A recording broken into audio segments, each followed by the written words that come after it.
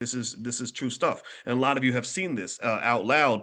And so, long story short, I think that the overwhelming dilemma kind of becomes like, okay, if you have all this intelligence and all this education, how do you maintain a commitment to your authentic self while not constantly triggering and scaring insecure people? Because there are so many people that are going to hear you talk, and just because you open your mouth, they're going to automatically have a reaction. People judge you based on that. That's why, in fact, when I play poker, I told you all I'm a pretty good poker player. I won some big tournaments with a few hundred people. It's a fun game. It's a psychology, strategy, and math. That's why I love it. And one of the rules I had when I started playing in 2009 is I did not talk at all. I said nothing because I knew that if I said one sentence, just the fact that I articulated my words would send a signal to the other players that I have education, that I wasn't like some black guy, who just, whatever, right? Just a regular dude, right? So I didn't want to send off any signal other than I was a regular dude. So I would just sit there, and I would just but I would listen. I would listen to what everybody else was saying, and I would kick their asses and take all their money by the time the game was over. 'Cause I got pretty good at it. I haven't played in a long time though, but I was pretty decent. But anyway, so here's the deal.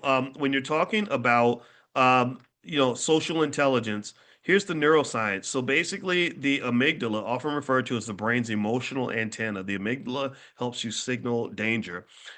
Is crucial for detecting and responding to emotionally salient stimuli. It collaborates with the brain's social cognitive network to interpret social interactions and assess potential threats or challenges to one's social standing.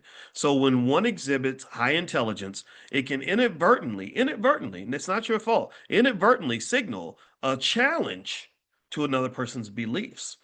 So this is where so if you are not, it's not just about you being intelligent, it's about you being intelligent and having a different opinion. And that's the curse of consciousness. The curse of consciousness is that if you spend time in solitude and meditation and really, really framing and reframing and triple framing everything and really thinking through everything, what's going to happen is that you're going to come to conclusions that differ from the masses.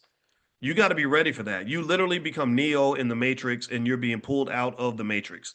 So you got to be ready for that life. You red pill, blue pill, right? So once you start to have these revelations, this has happened to me a lot. It happens to me every day.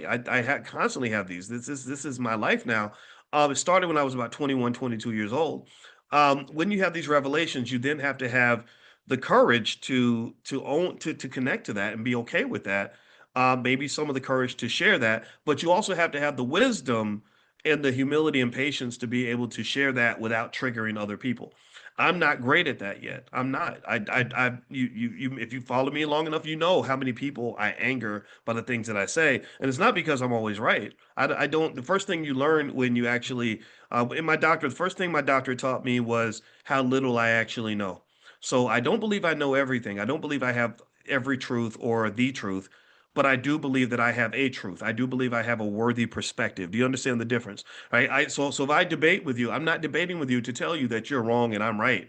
I'm debating with you to say you're right from a perspective, I'm right from a perspective. Let's hear each other's perspectives so we can gain a multidimensional understanding of this very complex idea. Do you understand? And unfortunately, we don't live in a world that allows for those nuances. We don't live in a world where I can sit and talk to you and you could be right and I could be right and we can both be wrong, right? We don't live in that world. We live in a world where either I'm right or you're wrong, and I gotta win. And I hate that.